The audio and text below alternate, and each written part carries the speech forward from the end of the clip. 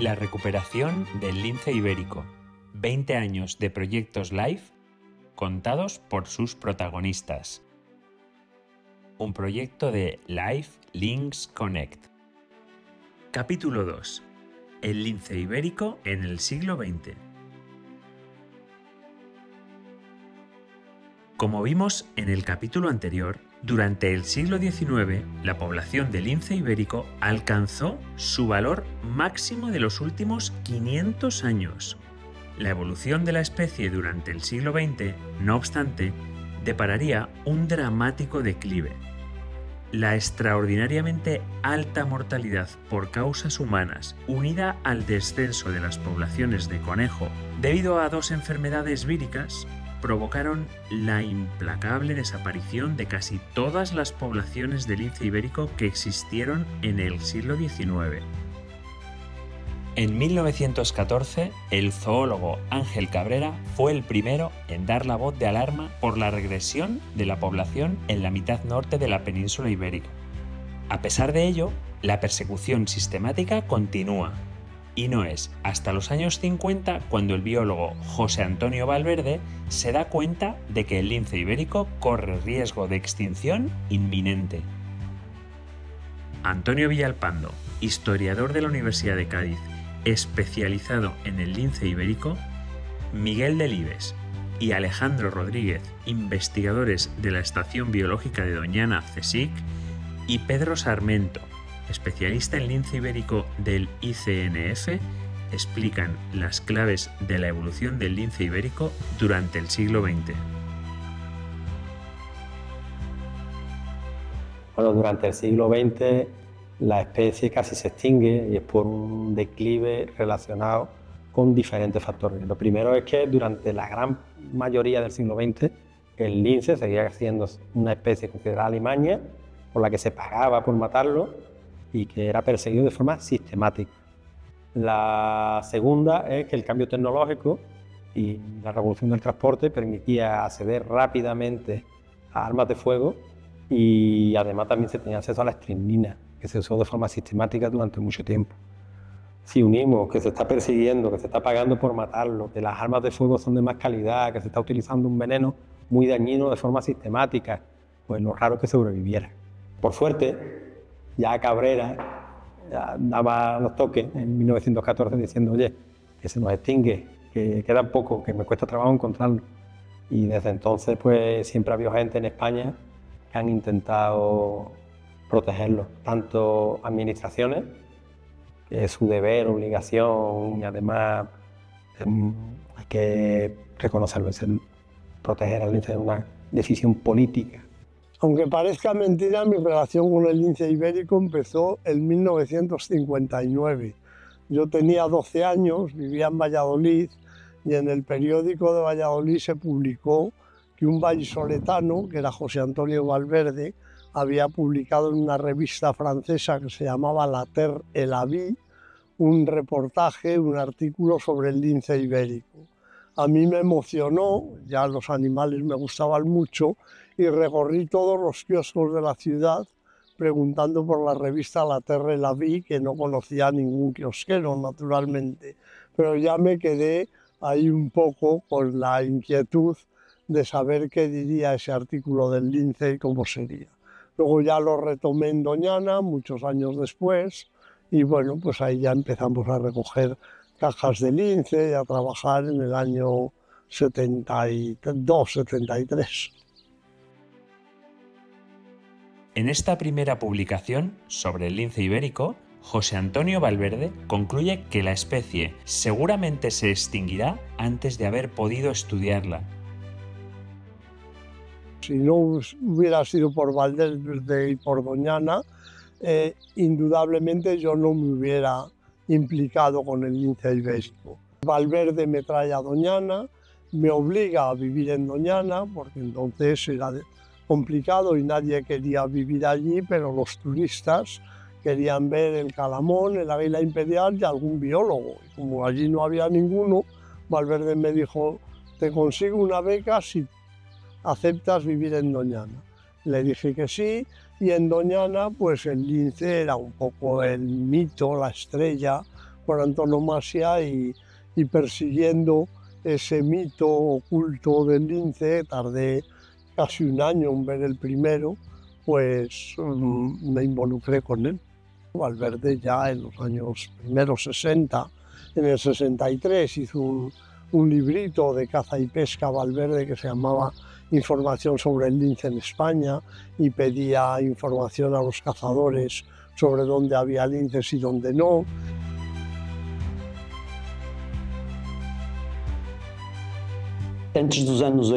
Antes de los años 80 hubo muy pocos trabajos con el lince ibérico en Portugal. No hubo nada desde el punto de vista científico, nada desde el punto de vista sistematizado, solo algunas descripciones esporádicas en libros de naturalistas, especialmente a principios del siglo XX, con algunas descripciones de lugares donde podría encontrarse la especie.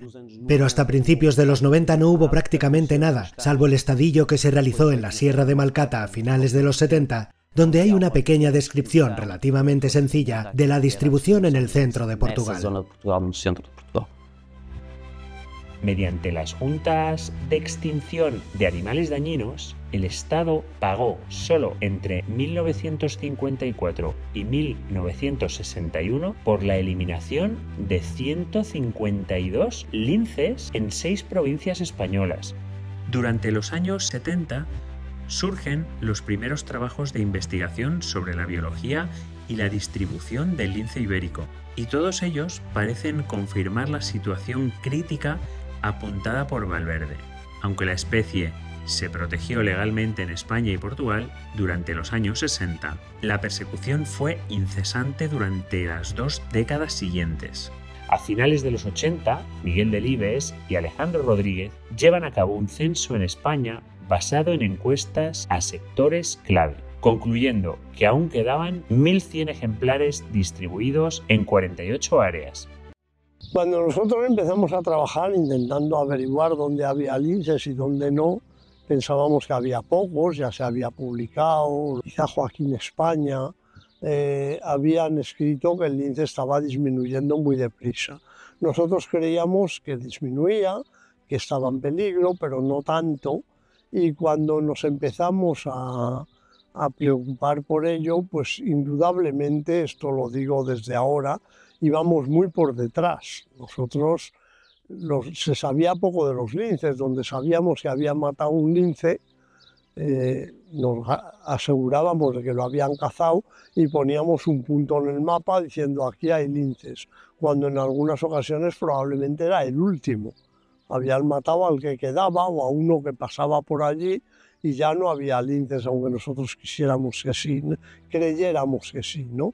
Entonces nos dimos cuenta de que había pocos, de que habían pocos sitios. Ya digo, seguramente había menos de los que nosotros creíamos entonces y empezamos a llamar la atención sobre ello. Las relaciones de los naturalistas y los conservacionistas con la población rural hace 50 años, casi 45 años, eran muy distintas de las que son ahora.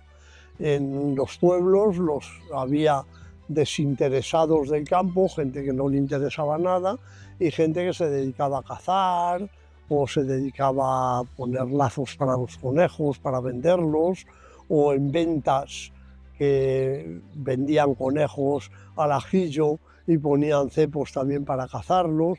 En casi todos los pueblos importantes habían taxidermistas que disecaban animales para colocarlos en lo alto del televisor. Entonces nosotros cuando íbamos a los pueblos íbamos preguntando por esta gente y esta gente nos recibía bien, nos daba información. En aquellos años no era muy desconfiada, luego empezó a serlo porque ya te decían, bueno, yo de eso no se puede hablar, o si tenían algún lince lo escondían debajo de la cama cuando llegabas para que no lo encontraras allí, porque ya sabían que no se podía matar. Cuando hicimos una estimación de la abundancia de linces, pensábamos primero que podía haber más. Nos sorprendió que hubiera pocos. Y luego que no iba a estar tan fragmentado, tan partido. Y como ya he dicho, seguramente algunas de las poblaciones que detectamos ya no existían, Yo llegué a la Estación Biológica de Doñana, en particular a la Reserva Biológica de Doñana, en 1987, para ocuparme del seguimiento de los animales que había marcados con radioemisores entonces y sustituyendo a una persona que en ese momento estaba de baja. Yo en aquel momento estaba estudiando biología en Madrid, yo no había terminado la carrera todavía, pero sí tenía experiencia en radioseguimiento, que en aquel momento se podía considerar como una técnica avanzada. No era tanto una técnica avanzada como una técnica que usaba poca gente. Y ya una vez en la Estación Biológica de Doñana, pues tuve la oportunidad de incorporarme a otros proyectos y precisamente en ese mismo año, en 1987, hicimos el trabajo de campo para determinar cuál era la distribución del lince en la comarca de Doñana, que entonces era desconocida. En aquel momento, cuando nosotros hicimos el inventario de la población española del lince ibérico, que se publicó en 1990, lo que encontramos fueron indicios de que el área de distribución se había contraído casi un 50% en los últimos 40 años. Mi percepción de ahora es que no se consideró como una situación crítica. Es decir, sí que despertó una cierta preocupación, una preocupación grande, sobre todo creo que porque al tratarse de una especie endémica, un declive tan considerable, pues aumentaba el riesgo de extinción. Desde luego, lo que sí que no se hizo fue actuar con la urgencia y con la determinación, que sí se actuó 10 años después cuando se conocieron los datos del censo que se hizo en 2002. Y a mí me da la sensación de que por entonces tanto la estructura de la administración como los recursos humanos y materiales quizá no estaban preparados para una acción de envergadura que abordara los problemas del lince ibérico a escala de toda su área de distribución. Por otro lado, también hay que recordar que las políticas de conservación en aquella época no eran tan ambiciosas, se podía decir, como lo son ahora. Había todavía mucha resistencia, muchos sectores sociales a que se conservara la naturaleza, y todo eso hay que poner en contexto para explicar quizá por qué no se actuó con tanta determinación.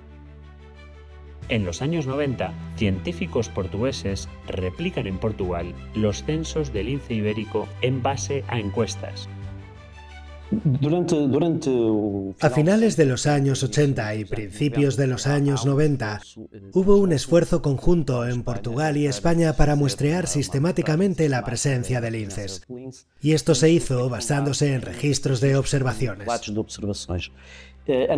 Años más tarde llegamos a la conclusión de que había una sobreestima muy grande del número de linces ibéricos. En Portugal los resultados apuntaban a unos 50 animales dispersos entre la zona central de Portugal, la Sierra de Malcata, y luego una mayor concentración en el sur. El muestreo de poblaciones de lince ibérico basado en observaciones tenía en realidad un gran defecto. Y este gran defecto es que no era posible validar esas mismas observaciones de una forma muy concreta. A menudo resulta muy difícil saber si una persona ha visto realmente un lince u otra cosa. Y muchas veces es muy difícil tener una fecha exacta de observación. Probablemente fuimos demasiado optimistas. No esperábamos ese resultado, pero tampoco esperábamos que internacionalmente tuviera tanta repercusión lo que encontramos, ¿no? Un día me llamaron por teléfono a la estación biológica y me dijeron que llamaban de la UICN, que me llamaban desde Suiza, y me dijeron, es que son verdad los resultados que usted ha publicado. Y le dije, hombre, yo creo que sí, en la medida en que hemos sido capaces de llegar hasta ellos, son verdad. Y ahí me dijeron, es que entonces el lince ibérico sería la especie de felino más amenazado del mundo, y ahí empezó todo el proceso internacional. Se publicó la monografía de felinos, de félidos de la UICN. Ahí salía una sola especie, que era el lince ibérico, en la máxima categoría de amenaza.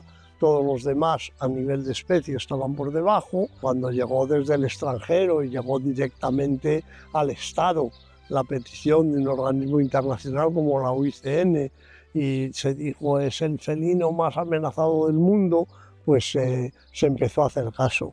También es importante reconocer que se extinguía por nuestra culpa, que no es un animal, que había un cambio climático, que lo deja sin comida. No, no. Esto es que nosotros hemos llegado, lo hemos perseguido, le hemos dicho, a ti te he condenado, te quiero fuera de aquí. Durante la última década del siglo XX aumenta la sensibilización pública acerca del riesgo de extinción de la especie. Sin tener aún certeza de su distribución, es la época en la que surgen los primeros proyectos de conservación focalizados en la especie. No fue muy difícil convencer a los responsables una vez que las instituciones internacionales entraron en juego. Todo el mundo se dio cuenta de que había que hacer algo. Empezamos a usar el argumento de que España y Portugal no podían permitirse el lujo de que se extinguiera el primer felino silvestre desde el Neolítico en el mundo, la primera especie en un país europeo desarrollado. La Unión Europea tomó cartas en el asunto. Entonces eso ya fue muy deprisa, no fue muy difícil. Y evidentemente tanto UICN como WWF como nosotros pensábamos que se podía extinguir. O sea, mis amigos y compañeros en Doñana dijimos en alguna ocasión que lo que más nos asustaba en esta vida es ver desaparecer al lince mientras vivíamos o ver desaparecer Doñana, ¿no? Eran nuestras dos preocupaciones. Yo creo que nuestro trabajo fue bastante influyente en la definición y declaración de espacios naturales que se incluyeron en la red Natura 2000. Si uno se fija, todavía se puede ver en el mapa de la red Natura las formas del área de distribución que hicimos con bastante detalle a escala 1:50.000 cuando entregamos esos mapas al Ministerio, ¿no? En aquella época. Y prácticamente casi todo lo que tenía lince se protegió de una o de otra forma. En 1993, un proyecto científico captura en la portuguesa Sierra de Malcata el último lince ibérico del que se tiene constancia fuera de los núcleos de Doñana y Sierra Morena. El ejemplar que capturaron en la Sierra de Malcata a principios de los años 90 es de hecho por un lado la última cita observada del lince ibérico del siglo XX. Por otro lado, también se sabe que habría sido uno de los últimos ejemplares. Posteriormente a esa captura, solo hay un excremento confirmado mediante análisis genético en 1997 y que debería corresponder a un animal residual, un animal aislado entre las poblaciones antiguas que compartirían entre Malcata y Gata y poco más que eso. En el caso particular de Sierra de Malcata, es el lugar donde trabajé, la reserva natural de la que también fui director durante 7 años y coordiné algunos proyectos dirigidos al lince ibérico, preparando las condiciones para que algún día sean reintroducidos. Los proyectos se centraron en la promoción de la cría de conejos, la apertura de pastos, la construcción de cercados de cría y la creación de refugios artificiales, con resultados interesantes los primeros años, pero después con efectos negativos por las enfermedades. En 1999 tuvo lugar el primer seminario de conservación del lince ibérico, que derivó en la elaboración de la primera estrategia nacional para su conservación. Estos sitos sembraron la semilla de la conservación activa del lince ibérico que vendría pocos años más tarde. Probablemente el momento más emocionante que yo he vivido con los linces fue antes de estudiarlos. Yo vivía en Doñana, todo el mundo, casi todo el mundo veía linces, yo era incapaz de verlos y estaba en el año 73, yo creo, subiendo a nidos de rapaces para ver lo que comían en la época de reproducción. Luego publiqué algunos artículos del Milano negro, del Milano real, y al ir a subir a un nido de Milano negro, llegué debajo del alcornoque, miré y ante mi asombro, en una rama como los leones del Serengeti en las películas y en las fotos, con las patas colgando y tumbado en la rama, estaba durmiendo un lince ibérico. Y no me lo podía creer. Y entonces vi el lince que estaba dormido, me eché así un poco para atrás, llevé los prismáticos a los ojos y no cabía porque estaba tan cerca que no lo podía enfocar, estaba demasiado cerca para enfocarlo, ¿no? Y bueno, pues estuve allí un rato mirándolo, maravillado, emocionado completamente, y entonces el lince se desperezó, se puso de pie en la rama del alcornoque, se estiró, bajó con la cabeza por delante por el tronco y empezó a andar hacia mí, que estaba a 5 metros. Y de pronto se paró, me miró, se dio la vuelta y salió corriendo, ¿no? Fue el primer lince que vi en mi vida, fue de pura casualidad, no he vuelto a ver ninguno que no me viera él a mí, al menos al mismo tiempo, ¿no? Que estuviera tan distraído, tan cerca, y bueno, fue una emoción enorme. La recuperación del lince ibérico, 20 años de proyectos live contados por sus protagonistas, un proyecto de Life Links Connect.